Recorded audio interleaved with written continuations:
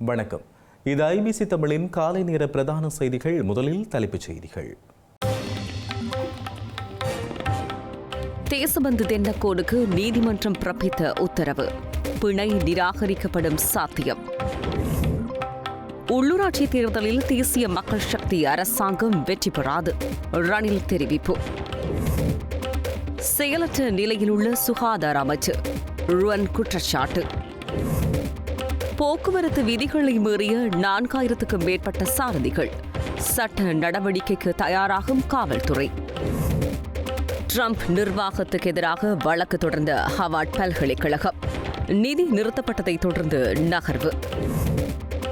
விமானத்தில் தீ விபத்து, உயிர் தப்பிய 282 பயணிகள். இனி தொடர்வது விரிவான செய்திகள்.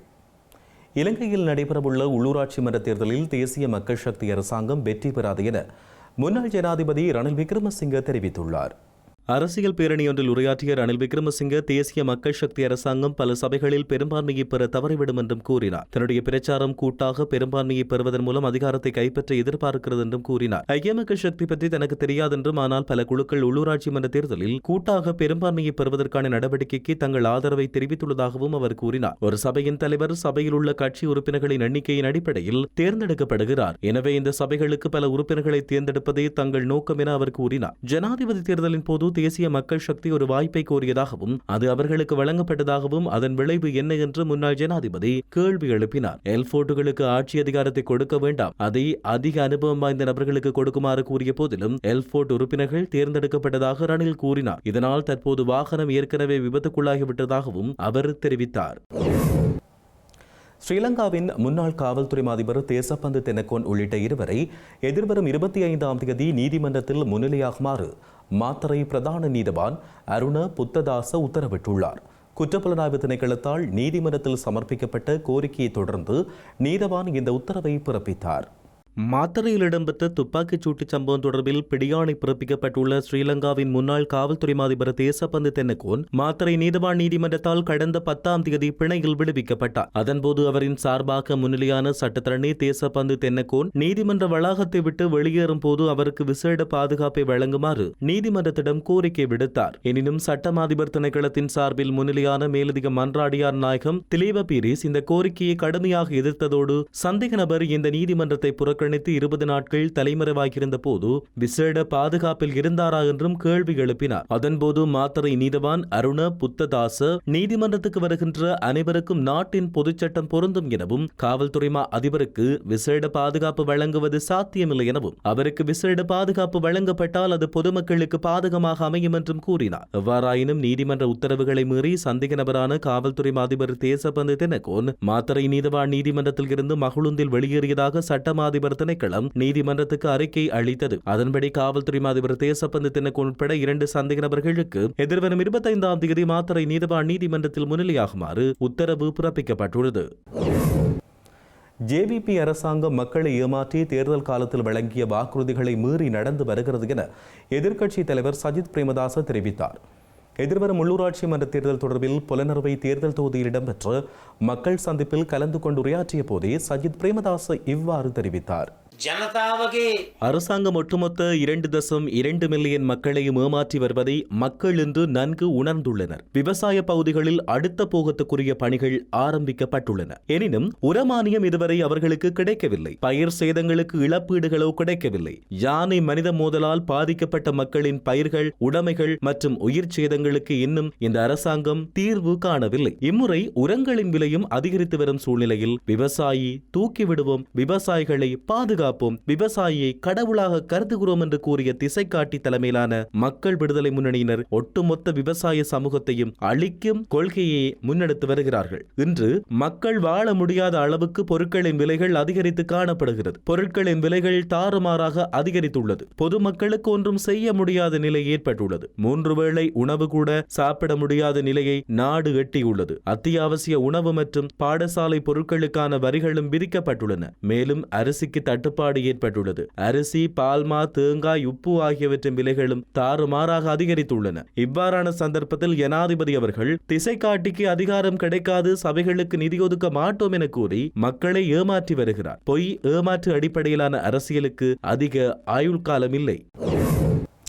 கொழும்பு நகரத்திலும் நாட்டின் பிற பகுதிகளிலும் சிக்கன்குனியா மற்றும் டெங்கு போன்ற நோய்கள் பரவி வருகின்ற போதிலும் ஸ்ரீலங்கா சுகாதார அமைச்சரும் அரசாங்கமும் செயலற்ற நிலையில் இருப்பதாக ஐக்கிய தேசிய கட்சியின் துணைத் தலைவர் ருவான் விஜயவர்தன தெரிவித்துள்ளார். சிக்கன்குனியா மற்றும் டெங்கு போன்ற நோய்கள் பரவி வருகின்றன. சுகாதார அமைச்சரோ அல்லது அரசாங்கமோ இது குறித்து எதுவும் செய்யவில்லை. நூற்றுக்கணக்கானோர் மருத்துவமனைகளில் சிகிச்சை பெறுகின்ற போதிலும் அவர்கள் இது குறித்து அமைதியாக உள்ளனர். எனவே உள்ளூராட்சி தேர்தலில் போட்டியிடும் அனைத்து ஐக்கிய தேசிய கட்சியின் வேட்பாளர்களும் அவர்கள் தேர்ந்தெடுக்கப்பட்டவுடன் இந்த விடயத்தில் கவனம் செலுத்துமாறு நான் கேட்டுக் கொள்கிறேன். மேலும் அமெரிக்க வரி விதிப்பு தொடர்பில் அரசாங்கம் சரியான நேரத்தில் சரியான நடவடிக்கை எடுத்திருக்க வேண்டும். அமெரிக்க ஜனாதிபதி டொனால்டு டிரம்பின் பிரதிநிதிகளோடு பேச்சுவார்த்தையில் ஈடுபட அதன் பிரதிநிதிகளை அமெரிக்காவுக்கு அனுப்பியிருக்க வேண்டும். அத்தகைய உரையாடல் நடந்திருந்தால் பரஸ்பர கட்டணங்கள் தொடர்பாக இலங்கை சிறந்த நிலையை பெற்றிருக்கும். இருப்பினும் அரசாங்கம் ஆரம்பத்தில் அதில் கவனம் செலுத்தவில்லை. இந்த அரசாங்கத்தால் பேச மட்டுமே முடியும், சொன்னபடி நடப்பதில்லை. சில நாட்கள் பட்டலந்த ஆணைக்குழு அறிக்கையை பற்றி பேசிக் கொண்டிருந்தார்கள். இப்போது அதை மறந்துவிட்டார்கள். அவர்கள் மக்களை கைது செய்கிறார்கள். சில நாட்களுக்குள் அவர்கள் பிணையில் விடுவிக்கப்படுகிறார்கள். ஊழல் ஒழிப்பு பற்றி எதுவும் நடைபெறவில்லை. கொழும்பில் போக்குவரத்து விதிமீறல்களில் ஈடுபட்ட 4000க்கும் மேற்பட்ட சாரதிகள் மீது சட்ட நடவடிக்கை எடுக்கப்பட்டுள்ளதாக காவல்துறையினர் தெரிவித்தனர். கொழும்பு நகரை சுற்றி காவல்துறையினரால் பொருத்தப்பட்டுள்ள சிசிடிவி கண்காணிப்பு கருவிகளில் பதிவான காட்சிகளின் அடிப்படையில் போக்குவரத்து விதிமீறல்களில் ஈடுபட்ட 4000 சாரதிகளுக்கு எதிராக நடவடிக்கை எடுக்கப்பட்டுள்ளது. சம்பந்தப்பட்ட சாரதிகளின் வீட்டுக்கு அறிவிக்கப்பட்டு சட்ட நடவடிக்கை எடுக்கப்பட்டுள்ளதாக காவல்துறையினர் சுட்டிக்காட்டியுள்ளனர். கொழும்பில் பொருத்தப்பட்டுள்ள சிசிடிவி கண்காணிப்பு கருவிகள் மூலம் போக்குவரத்து விதிமீறல்களை கண்டறியும் இந்த திட்டம் கடந்த ஆண்டு பிப்ரவரி மாதம் 1ஆம் தேதி தொடங்கப்பட்டது. அதன்படி இந்த ஆண்டு ஏப்ரல் 20ஆம் தேதி வரையான காலகட்டத்தில் போக்குவரத்து விதிகளை மீறிய 4048 சாரதிகளுக்கு எதிராக அபராதம் அல்லது சட்ட நடவடிக்கை எடுக்கப்பட்டுள்ளதாக காவல்துறையினர் தெரிவித்தனர். இந்த திட்டத்தை தொடர்ந்து செயற்படுத்த திட்டமிட்டுள்ளதாக காவல்துறையின் ஊடக பேச்சாளர் புத்திக்க மனதுங்க தெரிவித்தார். இந்த திட்டத்தின் கீழ் உரிமை முறையாக மாற்றப்படாத 241 வாகனங்கள் மீது சட்ட நடவடிக்கை எடுக்கப்பட்டுள்ளதாக காவல்துறை மேலும் தெரிவித்துள்ளது. வாகனம் ஒன்றை விற்பனை செய்யும் போது அதன் உரிமையை மாற்றுவது கட்டாயமாக இருக்க வேண்டும் என்று புத்திக்க மனதுங்க தெரிவித்தார். இதனிடையே கடந்த ஆண்டில் விபத்துகளால் 764 பேர் உயிரிழந்துள்ளதாக தெரிவிக்கப்பட்டுள்ளது. இந்த ஆண்டு ஜனவரி 1ஆம் தேதி முதல் 1535 கடுமையான விபத்துகளும் 2699 சிறிய விபத்துகளும் இடம்பெற்றுள்ளதாக காவல்துறையினர் தெரிவித்துள்ளனர். சமூக ஊடகங்களில் பரவி வருகின்ற போலியான கடிதம் தொடர்பாக ஸ்ரீலங்கா காவல்துறையினர் விளக்கம் அளித்துள்ளனர். இதன்படி தவறான தகவல்களை பரப்பும் நபர்களுக்கு எதிராக தேவையான சட்ட நடவடிக்கைகளை மேற்கொள்ள குற்றப்புலனாய்வு திணைக்களத்தால் விசாரணைகள் ஆரம்பிக்கப்பட்டுள்ளன. கணனி குற்ற தலைமையகம் என குறிப்பிட்டு பதில் காவல்துறை அதிபர் பிரியந்த வீரசூரியவின் பெயரையும் போலியாக தயாரிக்கப்பட்ட கையொப்பத்தையும் உள்ளடக்கி ஆங்கில மொழியில் தயாரிக்கப்பட்ட கடிதம் ஒன்று தற்பொழுது சமூக ஊடகங்களில் பரவி வருவதாக காவல்துறையினர் தெரிவித்துள்ளனர். இந்த கடிதத்தில் குறிப்பிடப்பட்டுள்ள விடயங்களவையும் சட்டப்பூர்வ அடிப்படையற்றவை என்றும் ஒன்றுக்கொன்று பொருந்தாத வார்த்தைகளை பயன்படுத்தி இலங்கை தேசிய இலச்சினை, இலங்கை உயர் நீதிமன்ற இலச்சினை மற்றும் காவல்துறையின் அதிகாரப்பூர்வ இலச்சினைக்கு ஒத்தவாறு இலச்சினைகள் அச்சிடப்பட்டு தயாரிக்கப்பட்டுள்ளதாக தெரிவித்துள்ளனர். இந்த கடிதம் அனுப்பப்பட்டதாக குறிப்பிடப்பட்ட இணைய குற்றவியல் தலைமையகம் கொழும்பு என்ற பெயரில் இலங்கையில் எந்த ஒரு நிறுவனமும் இல்லை எனவும் இதில் குறிப்பிடப்பட்டுள்ள பதவிகள் அல்லது விடயங்கள் ஸ்ரீலங்கா காவல்துறையால் வெளியிடப்படாத தவறான மற்றும் திரிக்கப்பட்ட தகவல்கள் என்றும் காவல்துறையினர் பொதுமக்களுக்கு அறிவித்துள்ளனர். இது மிகவும் திட்டமிடப்பட்ட முறையில் ஸ்ரீலங்கா காவல்துறையை அவமதிப்பதற்கும் பொதுமக்களை தவறாக வழிநடத்துவதற்கும் உருவாக்கப்பட்ட கடிதம் என அவதானிக்கப்பட்டுள்ளதாகவும் தெரிவிக்கப்பட்டுள்ளது. இந்தியாவுக்கு விஜயம் மேற்கொண்டுள்ள அமெரிக்க துணை ஜனாதிபதி ஜே.டி. வான்ஸ் டில்லியில் நேற்று பிரதமர் நரேந்திர மோடியை சந்தித்து கலந்துரையாடியுள்ளார். அமெரிக்க துணை ஜனாதிபதி ஜே.டி. வான்ஸ் மற்றும் குடும்பத்தினர் பிரதமர் மோடி இல்லத்துக்கு நேற்று இரவு சென்று பிரதமரை சந்தித்து வர்த்தக ஒப்பந்தங்கள் குறித்து பேச்சுவார்த்தை நடத்தியுள்ளனர். அமெரிக்க துணை ஜனாதிபதி வான்ஸ் சந்திப்புக்கு பின்னர் பிரதமர் மோடி வெளியிட்டுள்ள அதிகாரப்பூர்வ அறிக்கையில் இரு நாடுகளுக்கும் இடையில் பரஸ்பர வர்த்தக ஒப்பந்தம் செய்வது தொடர்பான பேச்சுக்களில் ஏற்பட்டுள்ள முன்னேற்றங்களுக்கு இரு தலைவர்களும் வரவேற்பு தெரிவித்துள்ளனர். எரிசக்தி, ராணுவம், முக்கியத்துவம் வாய்ந்த தொழில்நுட்பம் மற்றும் பிற துறைகளில் இருதரப்பு ஒத்துழைப்புகளில் தொடர்ந்து ஏற்பட்டு வரும் முன்னேற்றங்களுக்கு இரு தலைவர்களும் மகிழ்ச்சியை வெளிப்படுத்தினர். பரஸ்பரம் நலன் சார்ந்த பிராந்திய மற்றும் சர்வதேச விவகாரங்கள் தொடர்பாகவும் இருவரும் பேசியதாக கூறப்பட்டுள்ளது. இந்த விடயங்களில் தொடர்ந்து ஒத்துழைத்து செயற்பட உறுதியேற்றதாகவும் எரிசக்தி, தொழில்நுட்பம், ராணுவம் உள்ளிட்ட துறைகளில் இருதரப்பு ஒத்துழைப்பை மேலும் அதிகரிப்பது என்றும் முடிவு செய்யப்பட்டுள்ளதாக கூறப்பட்டுள்ளது. அமெரிக்க ஜனாதிபதிக்கு வாழ்த்துக்களை தெரிவித்த பிரதமர் நரேந்திர மோடி இந்த ஆண்டின் இறுதியில் அவருடைய இந்திய பயணத்தை எதிர்நோக்குவதாகவும் கூறியுள்ளார். நிதி உதவி நிறுத்தியமை தொடர்பாக ட்ரம்ப் நிர்வாகத்துக்கு எதிராக ஹார்வர்ட் பல்கலைக்கழகம் வழக்கு தொடர்ந்துள்ளது. அமெரிக்காவின் மாசாசுசெட்ஸ் மாகாணத்தில் உள்ள ஹார்வர்ட் பல்கலைக்கழகத்தில் உள்ள சமத்துவ மற்றும் பன்முக திட்டங்களை நிறுத்தும்படியும் பேராசிரியர்களுக்கான அதிகாரத்தை குறைக்கவும் அமெரிக்க ஜனாதிபதி டொனால்ட் ட்ரம்ப் நிர்வாகம் வழிகாட்டல்களை பிறப்பித்துள்ளது. இதை ஏற்க மறுத்தால் ஹார்வர்ட் பல்கலைக்கழகத்துக்கு வழங்கப்பட்டு வந்த நிதியுதவியை ட்ரம்ப் நிறுத்துவார் என்றும் தெரிவிக்கப்பட்டுள்ளது. அது மட்டுமின்றி வரை விதிப்போம் என்றும் எச்சரிக்கை விடுத்திருந்தார். இந்நிலையில் நிதியுதவி நிறுத்தியமை தொடர்பாக ட்ரம்ப் நிர்வாகத்துக்கு எதிராக ஹார்வர்ட் பல்கலைக்கழகம் வழக்கு தொடர்ந்துள்ளது. அமெரிக்க அரசாங்கம் தன்னுடைய நிதி அதிகாரத்தை பயன்படுத்தி ஹார்வர்ட் பல்கலைக்கழகத்தின் கல்வி சார்ந்த முடிவுகளை கட்டுப்படுத்த பார்க்கிறது என்றும் இது அமெரிக்க அரசியலமைப்பு சட்டத்திற்கு எதிரானது எனவும் ஹார்வர்ட் பல்கலைக்கழகம் தெரிவித்துள்ளது. இது கூட்டாட்சி சட்டங்கள் மற்றும் விதிமுறைகளை மீறுகிறது எனவும் ஹார்வர்ட் பல்கலைக்கழகம் குற்றம் சுமத்தியுள்ளது.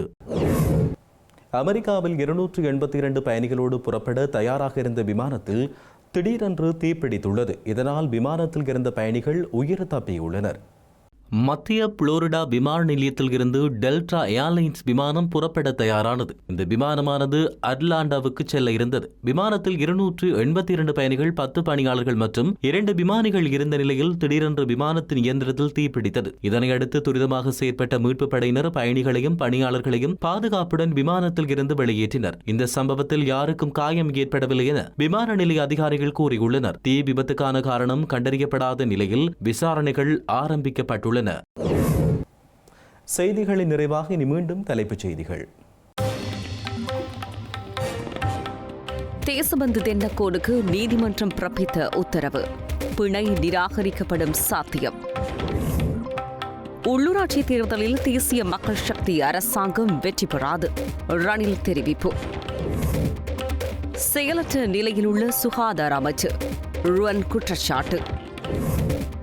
போக்குவரத்து விதிகளை மீறிய 4000க்கும் மேற்பட்ட சாரதிகள். சட்ட நடவடிக்கைக்கு தயாராகும் காவல்துறை. ட்ரம்ப் நிர்வாகத்துக்கு எதிராக வழக்கு தொடர்ந்த ஹார்வர்ட் பல்கலைக்கழகம். நிதி நிறுத்தப்பட்டதை தொடர்ந்து நகர்வு. விமானத்தில் தீ விபத்து, உயிர் தப்பிய 282 பயணிகள். இத்துடன் ஐபிசி தமிழின் இன்றைய காலை நேர பிரதான செய்திகள் நிறைவடைகின்றன. உடனுக்குடன் நீங்கள் செய்திகளை அறிந்து கொள்ள ibctamil.com என்கின்ற நமது இணையதளத்தை பார்வையிடுங்கள். வணக்கம்.